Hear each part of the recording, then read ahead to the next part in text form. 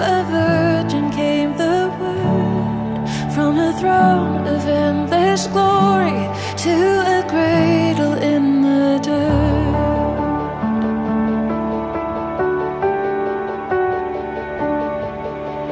Praise the Father, praise the Son, praise the Spirit, three in one. God of glory, majesty, praise forever to the King of Kings. To reveal the kingdom coming and to reconcile the lost, to redeem the whole creation.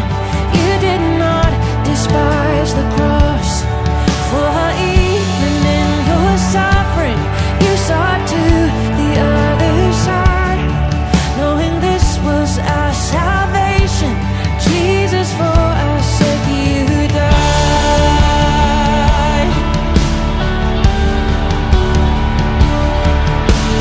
Praise the Father, praise the Son, praise the Spirit, three in one. God of glory, majesty, praise forever to the King of Kings. In the morning that you rose, all of heaven held its breath, till that stone was moved for good, for the Lamb had conquered death. And the dead rose from their tombs, and the angels stood in awe, for the souls of all who'd come to the Father are restored.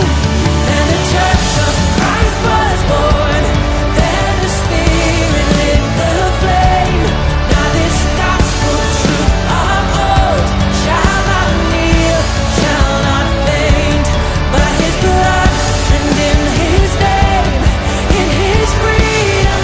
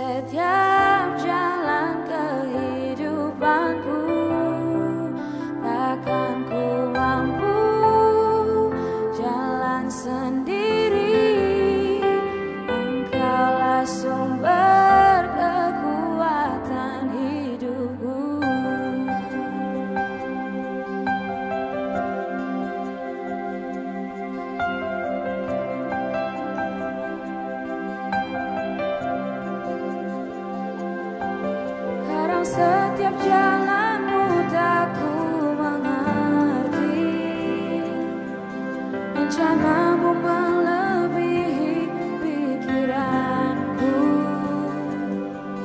namun tak ku putuskan berjalan bersamamu, lalui setiap cobaan hidupku. Ku perlu engkau, pimpin langkahku, lalui setiap jalan kehidupanku. Takkan ku mampu jalan sendiri, engkaulah sumber kekuatan hidupku. Ku perlu engkau, pimpin langkahku, lalui setiap jalan kehidupanku. Takkan ku mampu jalan sendiri, engkaulah sumber kekuatan hidupku.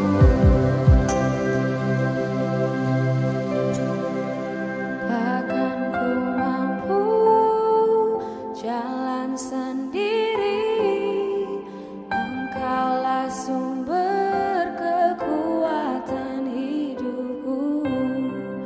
Takkan ku mampu jalan sendiri, engkaulah sumber kekuatan hidupku.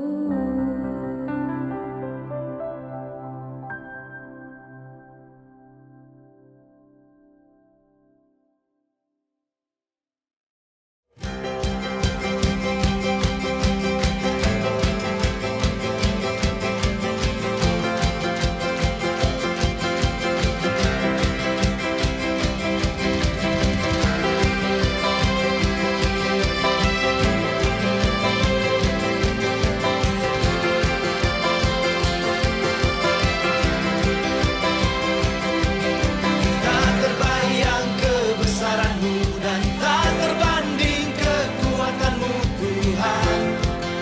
Kau megah bagiku segenap jiwa dan pengharapan telah ku serahkan untuk rencana-Mu, Tuhan. Kau Raja atasku, hanya Kau yang layak ditinggikan.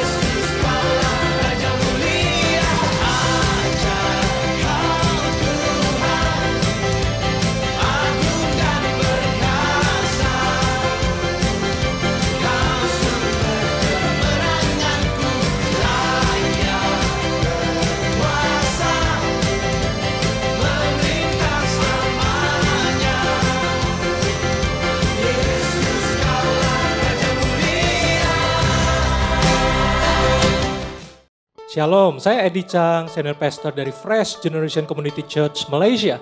Menyambut Anda semua yang hadir hari ini. Nah, tahun ini FGCC mengangkat tema Progress dengan tagline Intentional and Consistent. Nah, surat 1 Timotius pasal 4 ayat 15 mengatakan, perhatikanlah semuanya itu, hiduplah di dalamnya, supaya kemajuanmu nyata kepada semua orang. Ya, kemajuan atau pertumbuhan tidaklah otomatis, tetapi hasil dari keputusan, usaha yang disengaja, dan konsisten, serta tentunya karena anugerah Tuhan. Ya, kiranya kita semua mengalami progres, baik secara individu, keluarga, komunitas, gereja, dan berbagai aspek kehidupan. Dan kita semua mau semakin mencintai Tuhan, dan berbuah lebat sesuai visi FGCC, to build passionate and productive disciples to bless the nations. Selamat beribadah. Welcome home.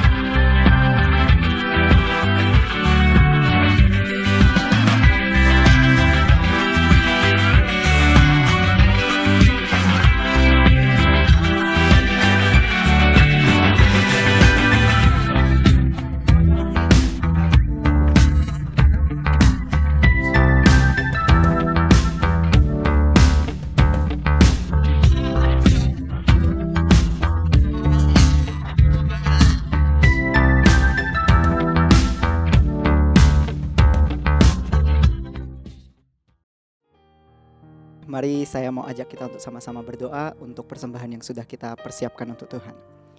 Tuhan Yesus, kami bersyukur buat berkat-Mu yang begitu besar ya Tuhan, sampai hari ini tidak berkesudahan. Kami percaya setiap kami ada di tempat ini karena berkat yang Tuhan sudah sediakan dalam kehidupan kami. Kami berdoa menyerahkan persembahan yang kami akan berikan kepada Tuhan hari ini, baik itu persembahan mingguan, perpuluhan, dana gedung, janji iman, apapun bentuknya hari ini kami serahkan ke dalam tangan-Mu ya Bapa.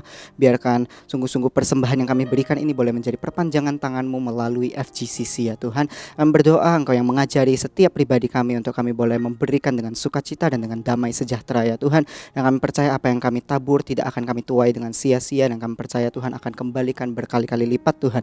Kami berkati pekerjaan kami, pekerjaan orang tua kami ya Tuhan, usaha kami apapun itu ya Tuhan, kami mau serahkan sepenuhnya hanya ke dalam tangan-Mu. Dan kami juga berdoa menyerahkan orang-orang yang Tuhan percayakan ada di FGCC untuk mengelola uang ini ya Tuhan. Kami berdoa Tuhan yang memberikan hikmat yang lebih lagi ya Tuhan. Thank you Tuhan, menyerahkan persembahan kami ini sepenuhnya hanya ke dalam tangan-Mu saja. Di dalam nama Tuhan Yesus kami berdoa dan mengucap syukur. Mari sama-sama kita katakan amin. Yuk mari jemaat kita mempersiapkan hati kita untuk memuji dan memuliakan nama Tuhan. God bless you dan selamat beribadah. Shalom FGCC. Kita percaya bahwa Tuhan kita sangat besar dan luar biasa, kasih-Nya sangat nyata bagi kita semua. Dan mari itu saya ingin mengajak jemaat untuk menaikkan namanya. Kita nyanyikan.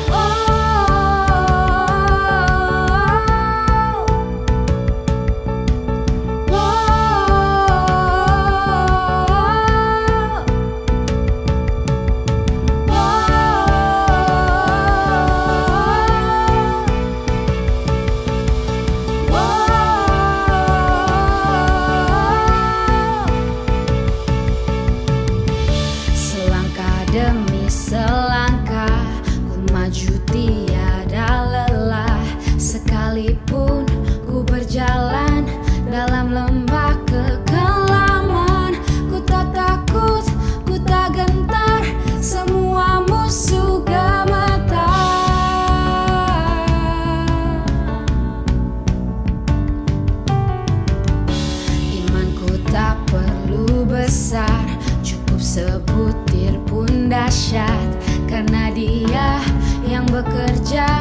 bukanlah kuat gagahku. Ku tak takut, ku tak gentar, semua musuh gemetar. Semua musuh gemetar.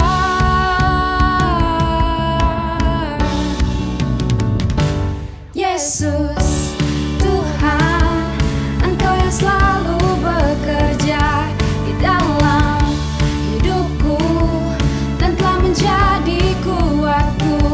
Sekarang aku selalu kan meninggikanmu, kesetiaanmu besar di dalam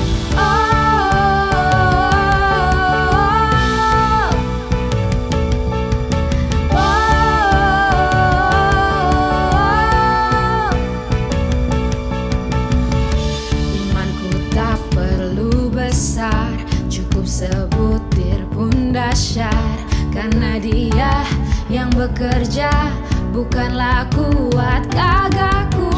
Ku tak takut, ku tak gentar, semua musuh gemetar. Semua musuh gemetar.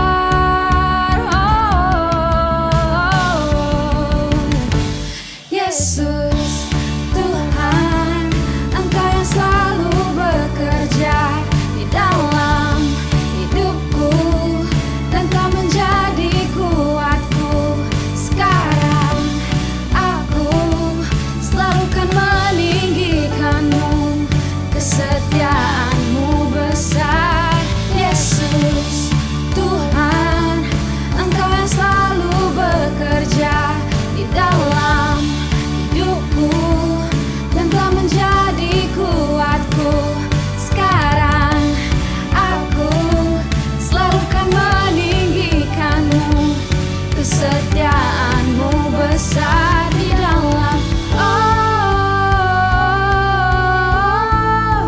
Saya mau semua jemaat kita sorak-sorakan lebih kencang lagi. Ayo jemaat, mana suaranya?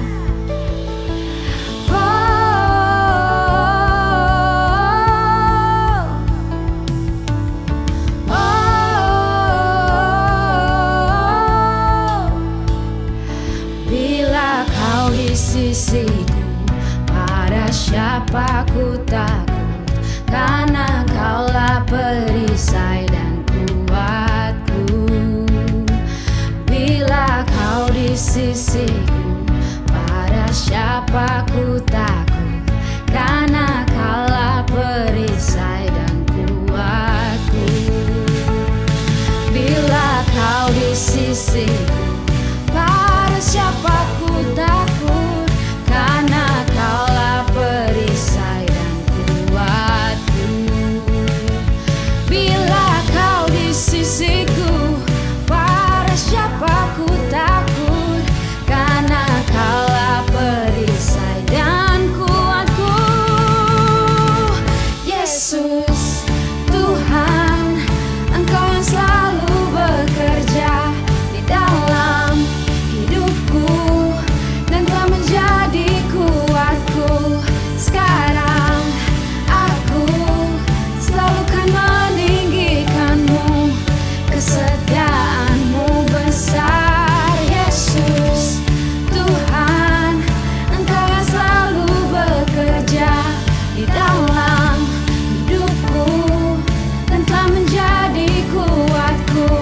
Sekarang aku selalu kan meninggikanmu, kesetiaanmu besar di dalam.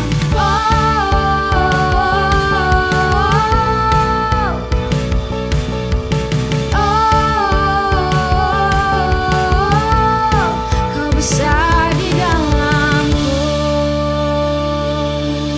Yeay, berikan sorak-sorak yang meriah bagi Tuhan kita yang luar biasa.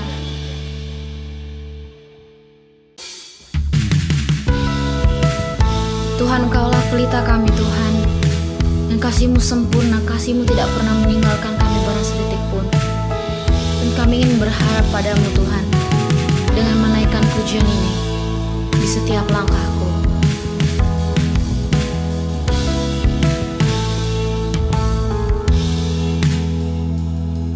Di setiap langkahku, tanganmu menuntun jalanku, karena kau pelita hidupku yang selalu bersinar dalamku.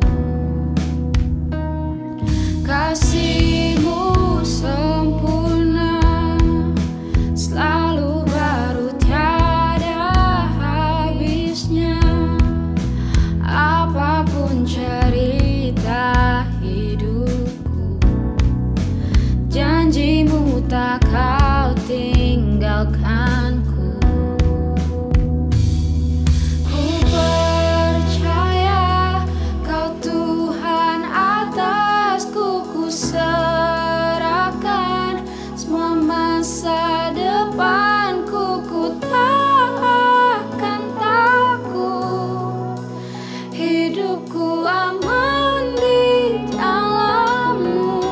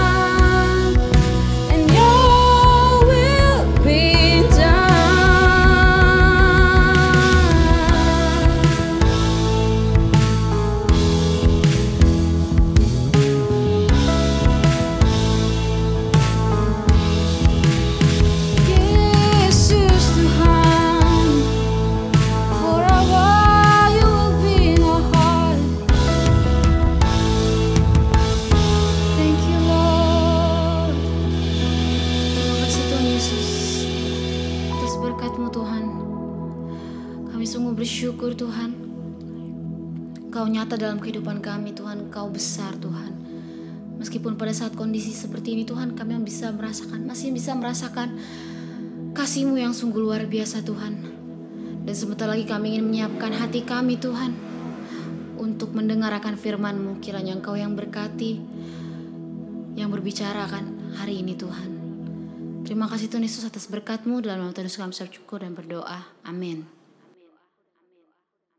Ya, shalom semuanya, puji Tuhan, senang bisa berjumpa kembali di dalam ibadah online FGCC. Kiranya semua kita dalam keadaan baik dan sehat. Ya, puji Tuhan, hari ini saya akan menyampaikan judul khotbah yaitu Successful Partnership atau kemitraan yang berhasil. Mari kita berdoa untuk firman Tuhan. Terima kasih Tuhan buat ibadah hari ini. Biarlah Kau juga memberkati ibadah Next Gen, berkati para teacher, dan juga murid-murid, anak-anak Next Gen yang juga belajar. Berkati Tuhan, ibadah hari ini biarlah semua devices yang digunakan, internet connection yang digunakan semuanya berfungsi dengan baik. Terutama juga hati kami di dalam menerima dan mendengar firman Tuhan. Urapi hamba-Mu dan urapi setiap kami yang mendengarkan. Dan bila firman Tuhan bukan sekedar memberikan informasi, tapi sungguh-sungguh mentransformasi kehidupan kami. Biarlah Tuhan kami diberkati melalui ibadah hari ini. Terpujilah nama-Mu dalam nama Yesus. Kami berdoa dan mengucap syukur, haleluya. Amen. Boleh siapkan catatan untuk mencatat firman Tuhan tentunya. Baik, kita menemukan banyak bentuk partnership di sekitar kita. Keluarga, ya, suami istri merupakan partnership di dalam membangun keluarga, di dalam membesarkan anak-anak mereka. Kita lihat dalam pelayanan, dalam komunitas gereja juga merupakan partnership. Juga tentunya di pekerjaan, dunia usaha, bisnis, ada banyak partnership yang dilakukan. Nah, kita tahu bahwa sebuah partnership tidak langsung otomatis berhasil. Ada yang berhasil, tapi juga tidak sedikit yang gagal. Nah, kita akan membaca firman Tuhan dari Yohanes 15 ayat 15. Aku tidak menyebut kamu lagi hamba, sebab hamba tidak tahu apa yang diperbuat oleh tuannya. Tetapi aku menyebut kamu sahabat, karena aku telah memberitahukan kepada kamu segala sesuatu yang telah kudengar dari Bapakku. Nah, di sini dengan jelas Tuhan Yesus menyebut 12 muridnya adalah sahabat atau partnernya. Karena murid-murid Yesus mendampingi, berpartner dengan Yesus di dalam melakukan tugas pekerjaan pelayanan dan pemberitaan Injil.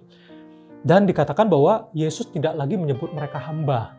Atau dalam bahasa Inggrisnya menggunakan kata servant atau slave. Bukan lagi pelayan, bukan lagi budak. Tapi mereka adalah disebut sebagai sahabat atau partner. Karena kalau yang namanya hamba, pelayan, yang namanya budak itu disuruh-suruh. Tapi partner lebih inisiatif, lebih bertanggung jawab, lebih berpikiran untuk sama-sama memajukan partnership-nya. Usaha, tujuan yang mau dicapai bersama. Nah, hari ini saya akan membahas 4 karakteristik yang perlu kita miliki supaya kita membangun yang namanya successful partnership atau kemitraan yang berhasil, baik di keluarga, ya, baik di gereja, di komunitas, di pelayanan, maupun di dunia usaha tentunya. Yang pertama adalah open communication atau komunikasi yang terbuka. Nah, Yohanes 15 ayat 15 tadi kita baca, ada bagian yang mengatakan, tetapi aku, kata Yesus, aku menyebut kamu sahabat, karena aku telah memberitahukan kepada kamu segala sesuatu yang telah kudengar dari Bapakku. Jadi garis bawahi kata memberitahukan kepada kamu segala sesuatu. Jadi Yesus berkomunikasi. Dia kasih tahu kepada murid-muridnya tentang apa yang menjadi misinya, apa yang menjadi nubuatan pengajaran yang perlu dia sampaikan. Yesus benar-benar mempersiapkan murid-muridnya mengajar sedapat mungkin, memberitahukan sebanyak mungkin. Bahkan tentang Yesus berkata tentang nubuatan kematian, ya, kesengsaraan, ya, akan kebangkitan, ya, akan kemudian dia akan mengalami aniaya, kemudian akan turun Roh Kudus dan sebagainya. Dia beritahukan semuanya kepada murid-muridnya, dia sampaikan pengajaran, dia tanamkan nilai-nilainya. Jadi dan di dalam partnership, komunikasi merupakan tulang punggung untuk membangun partnership yang efektif. Jadi komunikasi yang terbuka merupakan tulang punggung dari sebuah partnership yang efektif atau yang berhasil itu. Jadi dengan pengertian komunikasi yang terbuka, artinya sebagai partner kita perlu saling mengupdate tanggung jawab masing-masing, mengupdate, menginformasikan segala perkembangan terkini, kondisi yang ada, situasi yang perlu diketahui bersama.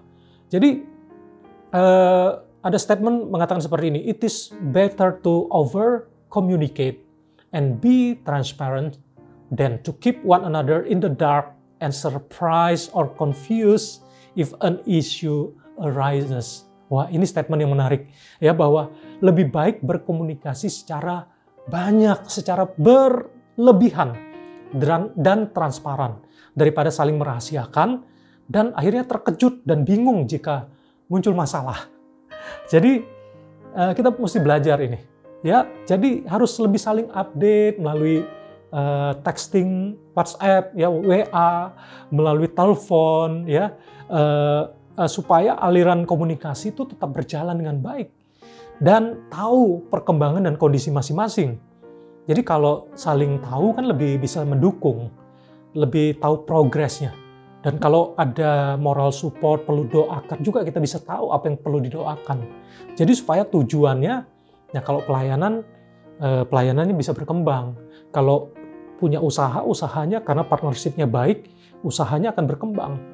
Karena begini, kualitas dari sebuah partnership tergantung dengan kualitas setiap individu-individunya. Kalau setiap partnernya baik, berkualitas, maka partnershipnya akan dibangun, terjadi sinergi yang luar biasa. Nah, saya perhatikan ya di kalangan yang saya perhatikan di kalangan kita, gitu ya, ada bermacam-macam jenis orang di dalam mengupdate atau menginformasikan sesuatu. Nah, saya mau tanya, siapa di antara kita yang hadir yang menyaksikan ini? Engkau merasa hidupmu adalah seorang yang rajin mengupdate, memberikan informasi yang diperlukan untuk partnermu. Engkau lebih rajin. Siapa orangnya? Angkat tangan. Siapa yang di sini merasa biasa aja? Average lah. Siapa? Atau siapa yang mengaku, wah saya males update, saya pasif, saya cenderung tidak peduli, saya lebih banyak diam, saya lebih banyak menunggu. Gitu. Siapa orangnya? Coba mengakui. Ya, saya berharap terjadi perubahan dan pertobatan ketika mendengar pesan ini. Karena kalau kita mau melihat keluarga maju, pelayanan maju, partnership yang kita bangun maju, harus lebih rajin. Lebih baik over communicate daripada less communication. Ya, kita belajar poin ini ya. Jadi kita melihat bahwa Yesus juga begitu intens. Dia mengajar murid-muridnya. Dia beritahukan. Bahkan selama 3,5 tahun dia terus-terusan mendampingi murid-muridnya, memberitahukan, mengajar mereka. Dan murid-muridnya juga ada kesempatan bertanya tentunya. Karena partnership bicara communication itu 2 arah ya. Jadi perlu lebih inisiatif ya, lebih proaktif di dalam berkomunikasi. Bayangkan Yesus saja yang sudah menggunakan 3,5 tahun itu mengajar murid-muridnya habis-habisan, memberitahu murid-muridnya. Masih saja murid-muridnya kadang gagal untuk menangkap dan mengerti apa yang Yesus sampaikan. Apalagi kalau Yesus nggak ngomong, Yesus diam saja. Lebih parah lagi, murid-muridnya lebih nggak ngerti lagi. Jadi dalam komunikasi tidak ada istilah, wah terlalu banyak atau wah kayaknya bosan lah, jangan sampai seperti itu. Ya, kalau tidak ada komunikasi justru banyak muncul asumsi. Ya, jangan-jangan muncul asumsi, jadi banyak miscommunication, banyak assumption terjadi, banyak kira-kira kayak mengada-ngada. Akhirnya banyak tidak dekat, tidak saling kenal. Akhirnya banyak konflik, banyak tidak ada aliran komunikasi yang baik. Akhirnya pekerjaan yang namanya partnership akan sulit untuk berkembang. Ya, mari kita belajar hari-hari ini untuk lebih open communication. Poin yang kedua, yang namanya karakteristik yang perlu dibangun dalam successful partnership, yaitu accessibility. Yang namanya aksesibilitas, ya, perlu dibangun, akses, ya. Artinya sesama partner, yang namanya partner ini harus membuka akses masing-masing. Ya, contoh nih ya, misalnya si A dengan si B, mereka partnership di dalam usaha, misalnya dalam usaha organisasi atau bisnis. Jadi si A ini punya partner-partner juga atau orang-orang yang kerja dengan dia, ya, yang si B juga punya misalnya. Jadi saling kenalkan. Oh, ini orang-orangnya yang bekerja. Nantinya ketika partnership harus kerjasama dengan orang-orang ini juga. Jadi perlu dapat akses, kontak numbernya, dikenalkan namanya. Kalau perlu duduk bersama ngobrol, tahu struggle-nya selama ini, lebih kenal, akses, ya. Dan kemudian dalam partnership, akses itu bicara juga ada informasi atau data yang dua-duanya perlu tahu. Nah, contohnya kami, ya saya sebagai pemimpin, kita ada tim kepemimpinan di gereja. Kita punya ada dokumen, ada file yang setiap pemimpin ini bisa akses. Mereka bisa buka, ya. Contohnya kami punya ya dokumen yang semua pemimpin di dalam tim inti ini bisa buka. Tentang kalender gereja, tentang tema bulanan misalnya, ya. Ada banyak program-program penting, keputusan yang penting, ya. Ada banyak data yang penting yang mereka bisa lihat juga. Jadi ketika mereka mau mengambil kebijakan tertentu, ada koordinasi tertentu dengan departemen, ya mereka bisa refer dengan data. Mereka bisa lihat, karena pada dasarnya kita bisa lupa, ya kan. Jadi ada dokumen yang kita bisa refer. Jadi mungkin ada password yang kita bisa share sama-sama. Ya contohnya di dalam keluarga juga, suami istri bisa saling akses. Kami ya suami istri tahu handphone, passwordnya, email juga kita tidak ada yang kita rahasiakan, account kita transparan, ya tidak ada yang kita sembunyikan. Jadi itu adalah bicara apa yang namanya accessibility, ya. Jadi ada trust, ada kepercayaan yang dibangun, ya. Mari kita lihat di Yesus juga bahkan memberikan kuasa otoritas kepada murid-muridnya. Lukas pasal 9 ayat pertama berkata, maka Yesus memanggil ke-12 muridnya, lalu memberikan tenaga dan kuasa kepada mereka untuk menguasai setan-setan dan untuk menyembuhkan penyakit-penyakit. Dalam NKJV saya bacakan, then he called his 12 disciples together and gave them power and authority over all demons and to cure diseases. Jadi di sini kita melihat bahwa Yesus memberikan tenaga dan kuasa, dia memberikan power, dia memberikan authority kepada murid-muridnya, ya, untuk bisa punya kuasa, punya power untuk menguasai setan, mengusir setan, dan menyembuhkan sakit penyakit. Jadi Yesus memberikan kepercayaan, memberikan kuasa, memberikan power. Bukankah password, bukankah otoritas itu juga bentuk accessibility yang diberikan, ya, di dalam partnership. Jadi partnership itu perlu ada keterbukaan, ya. Ada hal-hal yang dimana perlu bisa saling akses satu dengan yang lain. Itu namanya partnership, ya. Karena kita bukan lagi hamba, bukan lagi bicara tentang pelayan atau seorang budak, tapi sama-sama partner, memikirkan kemajuan partnership itu bersama-sama. Dan yang ketiga, karakteristik ketiga untuk sebuah successful partnership adalah flexibility, fleksibilitas. Nah, minggu lalu kalau masih ingat, bicara partnership, itu partnership is about us and not about me. Ya, jadi in partnership must be we, bukan me. Ya, kita. Jadi bukan tentang aku. Minggu lalu kalau masih ingat, judul khotbahnya adalah penuh dengan aku. Tapi bicara partnership adalah kita, ya, bersama-sama. We are called to be in unity, not uniformity. Jadi kita dipanggil oleh Tuhan untuk menjadi satu, kesatuan, dan bukan untuk menjadi sama atau seragam. Dan kita bisa menghargai perbedaan, valuing differences, ya. Kita bisa kolaborasi, kontribusi walaupun berbeda-beda. Poin yang saya mau sampaikan di dalam partnership berarti ada kita kerjasama dengan orang-orang yang berbeda dengan kita. Dalam arti gaya kerjanya, kemampuannya, talentanya, kontribusinya bentuknya beda-beda. Tidak ada yang sama satu dengan lain, tapi saling berkontribusi, saling bersinergi, kolaborasi untuk tujuan yang lebih besar bersama-sama. Tapi kalau kita bicara tekankan partnership juga kumpulan dari orang-orang yang punya perbedaan-perbedaan, tapi tentunya unity in diversity, ya berbeda-beda tapi tetap satu, tapi tetap juga ada perbedaannya, ya. Dan perbedaan-perbedaan itu dapat menimbulkan banyak gesekan sebetulnya. Bisa terjadi konflik, bisa terjadi friction, bisa ada tension, ya.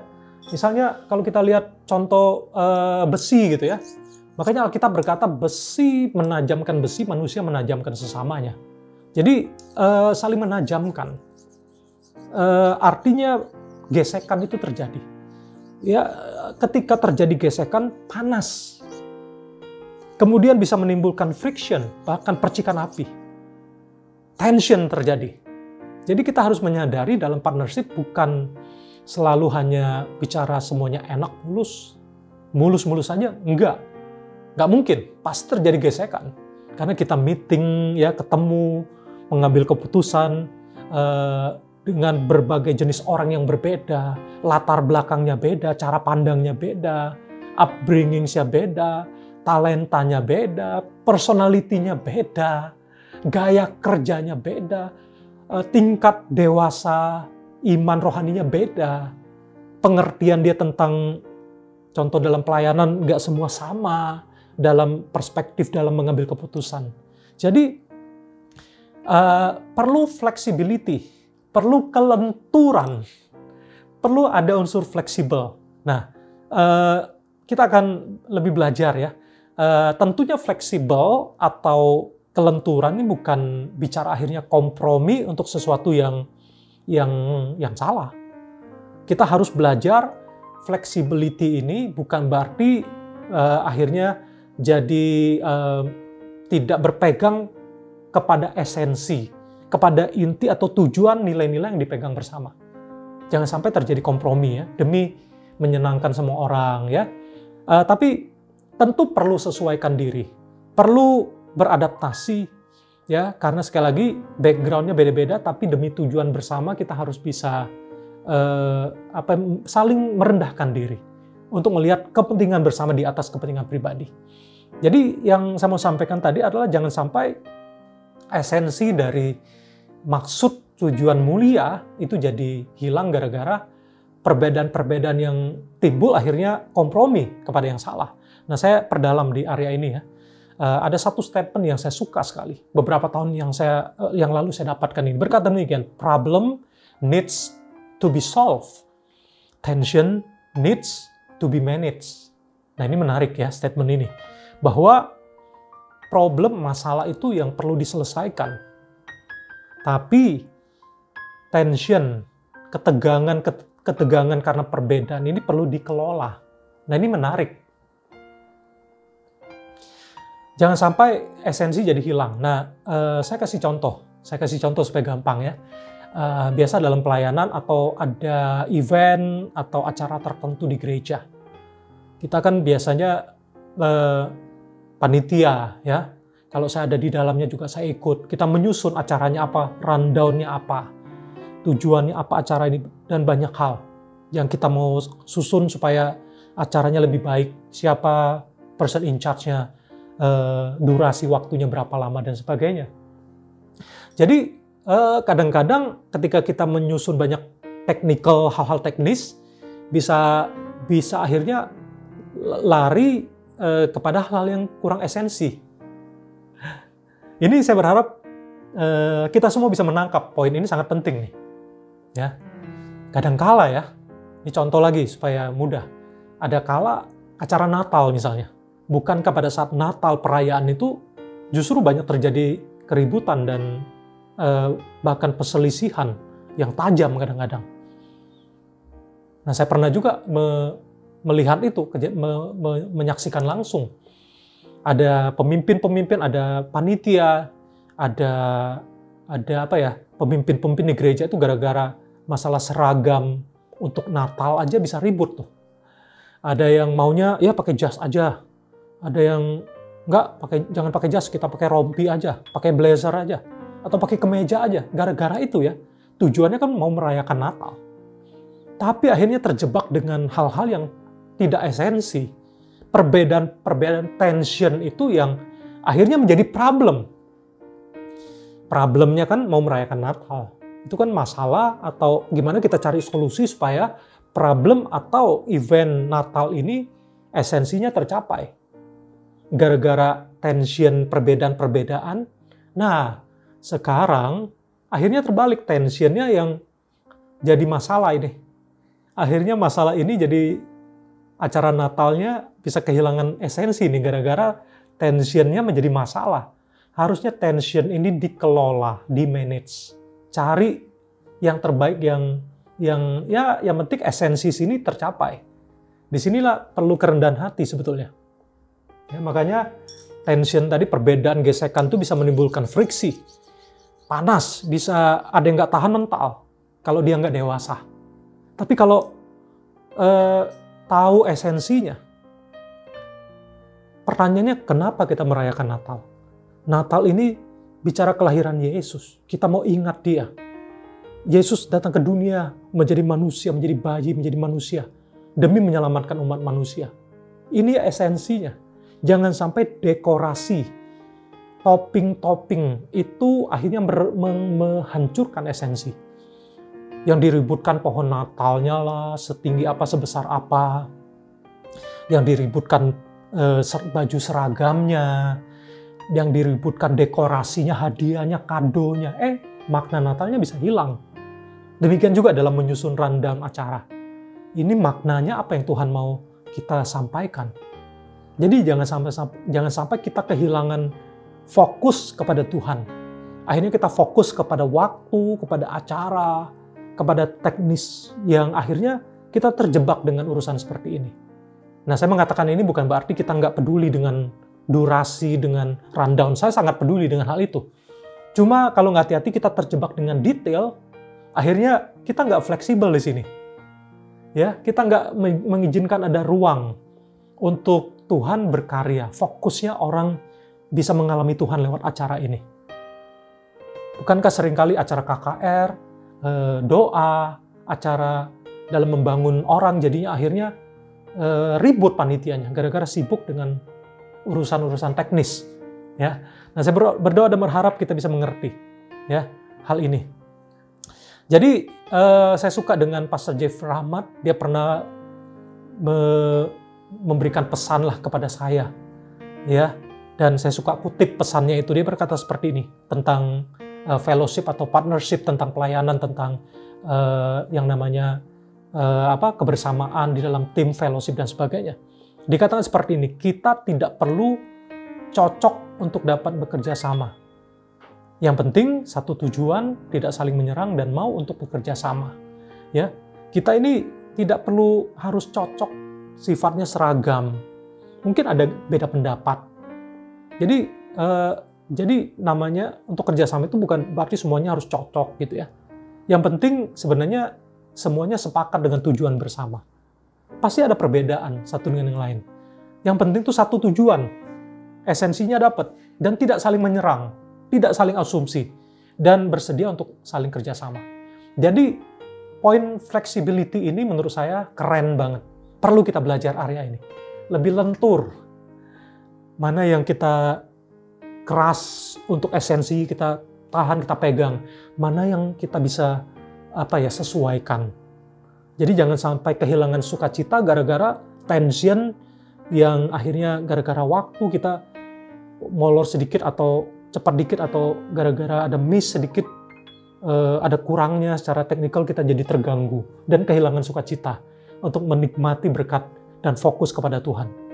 Ya, jadi dalam pelayanan banyak itu terjadi. Tentunya dalam dunia kerja, dalam keluarga juga bisa banyak keributan ya. Kalau ada istilah begini sih, suami buka cek, ya, istri buka cok, jadi cekcok. Harusnya dua-duanya harus cocok ya kan, harus jangan satu buka cek, satu buka cok, jadi cekcok. Jadi belajar untuk saling mendukung satu dengan yang lain. Dan Mari kita lihat Lukas pasal 9 ayat 4-6. Dan apabila kamu sudah diterima dalam suatu rumah, tinggallah di situ sampai kamu berangkat dari situ. Dan kalau ada orang yang tidak mau menerima kamu, keluarlah dari kota mereka dan kebaskanlah debunya dari kakimu sebagai peringatan terhadap mereka. Lalu pergilah mereka dan mereka mengelilingi segala desa sambil memberitakan Injil dan menyembuhkan orang sakit di segala tempat. Nah, background dari Lukas 9 ayat 1 tadi kita bacakan bahwa Yesus mengutus murid-muridnya dua-dua sebetulnya, ya. Dua-dua artinya murid-muridnya juga ketika diutus berpartner untuk mempraktekkan mengusir setan, menyembuhkan orang sakit. Dan di sini di ayat 4-6 ada muncul flexibility. Mereka bisa adjust. Dikatakan ketika masuk satu rumah, kalau mereka tidak menerima, kamu keluar dari kota itu, ya, pergi ke tempat yang lain. Mereka fleksibel. Tujuannya adalah memberitakan Injil. Tujuannya menyembuhkan orang sakit. Tujuannya mengusir setan. Tapi ketika ada tempat tertentu yang mereka terhalang, mereka fleksibel. Mereka akhirnya pindah tempat. Menemukan lokasi atau tempat-tempat di mana mereka boleh melayani dengan efektif dan lebih baik. Jadi hari-hari ini kita perlu menjaga tujuan yang mau dicapai dengan baik, tapi siap-siap juga untuk kemungkinan terjadinya hal-hal yang tidak diinginkan. Ada istilah yang bagus seperti ini, expect the best and prepare for the worst. Ya, mari kita harapkan yang terbaik, tapi persiapkan juga yang terburuk. Jadi, kadang-kadang kita perlu siapkan juga yang namanya rencana darurat atau istilahnya contingency plans, ya. Kalau keadaan darurat terjadi. Contohnya pandemik ini, dalam banyak hal kita ada rencana-rencana darurat. Contohnya di awal pandemik di tahun 2020 di bulan Maret tanggal 15 kita umumkan, ya kan, beberapa hari sebelumnya, karena akan lockdown Malaysia, case-nya meningkat waktu tahun lalu. Kita bilang tidak ada ibadah on-site, tidak ada ibadah di gereja. Jadi saya dengan tim yang ada, kami dari gereja waktu itu melakukan live streaming melalui IG Live dan Facebook Live waktu itu. Jadi dengan pandemi kan ada banyak perubahan-perubahan yang terjadi. Kita perlu fleksibel, ya. Ada rencana-rencana yang darurat terjadi.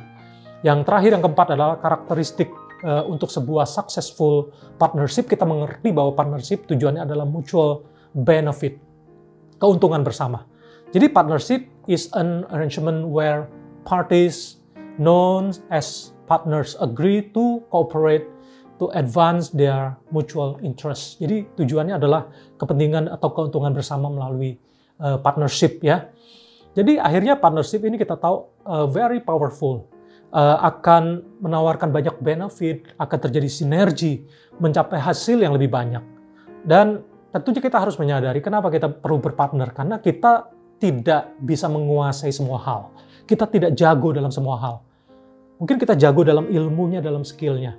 Tapi ada orang lain yang lebih jago dalam marketingnya, dalam networkingnya lebih luas, sistemnya, teknologinya mereka lebih jago, ya.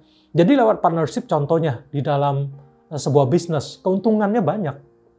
Dengan partnership terjadi apa? More cash, modalnya lebih banyak.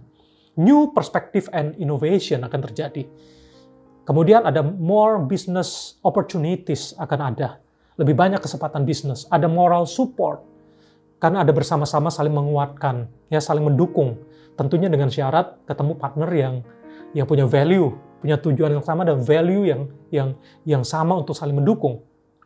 Kemudian ada bigger and higher impact and results, tentunya hasil yang lebih baik, impact yang lebih besar, dan ada longevity, ada sustainability, ada daya tahan jangka panjang. Wah, luar biasa dengan adanya partnership. Ya, makanya saya melihat ada banyak sekarang perusahaan-perusahaan besar pun mereka merger. Mereka bahkan ada startup di Indonesia misalnya. Ada beberapa unicorn, ya.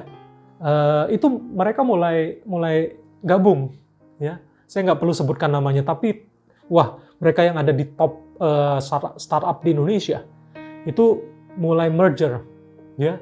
Mereka bahkan menguasai income nasional itu sampai berapa persen ada di tangan mereka. Digabung lebih besar lagi kekuatannya, ya. Dan FGCC ini juga merupakan partnership. Jadi saya mengucap syukur, terima kasih buat semua leader, semua volunteers, ya, seluruh jemaat yang mendukung, yang melayani, yang memberi persembahan, yang mendukung ibadah online, yang orang tua juga mendorong anak-anaknya untuk ikut next gen secara online. Itu juga merupakan partnership. Di komunitas kita partnership, kita saling mendoakan, kita saling mendukung, sehingga gereja ini boleh ada, FGCC ini sampai hari ini, karena ada banyak partner-partner yang mengasihi Tuhan dan sama-sama memajukan gereja ini. So, betapa hebat hasil yang diperoleh sebuah tim jika setiap individu dalam tim itu tidak peduli siapa yang dapat kreditnya. Wah, ini pesan yang penting. Kalau semua orang dalam tim itu lebih peduli kemenangan bersama, mutual benefit terjadi. Betapa dahsyatnya partnership itu. Betapa dahsyatnya keluargamu kalau suami istri kompak berpartner. Betapa dahsyatnya pelayanan komunitas gereja kalau setiap orang berpartner. Betapa dahsyatnya usaha bisnis yang kau kembangkan kalau berpartner dengan baik. Saya suka Henry Ford mengatakan seperti ini, coming together is a beginning, staying together is progress, and working together is success. Jadi kumpul bersama-sama, ya, kumpul itu sebuah permulaan, tapi bisa staying together, bisa bertahan bersama-sama, itu progress yang bagus. Tapi bisa working together is success. Jadi successful partnership adalah ketika setiap partner bisa bekerja sama untuk memajukan partnershipnya. So, ingat bahwa kedua belah pihak, baik partner, semua partner yang terlibat, ya, harus belajar apa? Open communication, komunikatif, inform, update satu dengan yang lain, dan mudah diakses, ada accessibility, ya, password, informasi, data lebih transparan. Kemudian ada flexibility, ya, dan bisa saling kerjasama, saling mendukung untuk mencapai mutual benefit. So, saya berdoa dan berharap kita menjadi partner-partner yang baik, dan kita bersama-sama membangun partnership yang berhasil, baik di keluarga, di pelayanan, di gereja, dunia usaha, akan boleh berkembang dan maju, dan membawa kemuliaan bagi nama Tuhan, dan banyak orang diberkati. Puji Tuhan, Tuhan Yesus memberkati. Mari kita tundukkan kepala, kita akan berdoa. Terima kasih Tuhan buat firman yang sudah disampaikan hari ini. Biarlah hari ini kami juga belajar tentang successful partnership. Kami boleh mempraktekkan dan memegang nilai-nilai komunikasi ini Tuhan. Kami belajar tentang accessibility Tuhan. Kami belajar lebih lentur, lebih fleksibel. Kami mengerti esensi. Kami boleh saling melihat kepentingan bersama di atas kepentingan pribadi. Bisa saling kerjasama, bisa saling mendukung. Tuhan, terima kasih Bapa, berkat-Mu dicurahkan buat keluarga-keluarga, buat pelayan-pelayan, buat para pemimpin, buat dunia usaha diberkati. Tuhan, kami berdoa untuk kehidupan kami, biarlah kami belajar Tuhan, untuk boleh mempraktekkan nilai-nilai ini Tuhan. Hamba terus berdoa untuk seluruh jemaat-Mu, yang sakit Kau sembuhkan, yang lemah Kau kuatkan, yang berbeban berat mereka boleh mendapat kelegaan, yang sedang menanti jawaban doa mereka menemukan jawaban doa daripada Tuhan. Terima kasih Tuhan, kami terus berdoa untuk Indonesia, Malaysia, dan dunia ini Tuhan, supaya pandemik ini akan segera berlalu, dan kami percaya this too shall pass. Kami percaya ini juga akan berlalu Tuhan. Terima kasih untuk vaksin yang sudah disuntikan, biarlah semuanya berfungsi dengan baik. Berkati juga semua pemerintah, rakyat, semuanya yang terlibat Tuhan, biarlah semuanya bekerja sama untuk menghandle dan menuntaskan pandemik ini Tuhan. Terima kasih Bapa buat ibadah hari ini, berkati semua volunteer yang sudah melayani, berkati juga semua persembahan yang sudah diberikan apapun bentuknya, berkati usaha pekerjaan kami, diberkati oleh Tuhan, dan kami akan jadi berkat bagi banyak orang. Terima kasih Bapa, dan sebentar kami akan akhiri ibadah ini. Mari jemaat yang dikasihi oleh Tuhan, siapkan hati pikiranmu, angkat kedua tanganmu, dan terima berkat daripada Tuhan. Tuhan memberkati engkau, dan Dia menyinari engkau dengan wajahnya, memberi engkau kasih karunia. Tuhan menghadapkan wajahnya kepadamu, memberi engkau damai sejahtera yang berlimpah. Diberkatilah engkau sehingga engkau akan terus naik bukan turun. Jadi kepala bukan ekor. Diberkatilah, apapun yang kau kerjakan akan dibuat berhasil, dan nama Tuhan dipermuliakan. Terimalah damai sejahtera dari Allah Bapa, keselamatan dan kasih sayang dari Tuhan kita Yesus Kristus, penghiburan, pertolongan, kuat kuasa daripada Allah Roh Kudus menyertai kita semua mulai hari ini, seterusnya selama-lamanya sampai Maranatha, sampai Tuhan Yesus datang kedua kali. Terimalah berkat ini dalam nama Yesus kita yang percaya. Mari sama-sama katakan amin. Stay safe, stay healthy, stay connected with God and with community. Jangan lupa konsel ya untuk bertumbuh bersama. Selamat hari Minggu, selamat beraktivitas, and God bless you.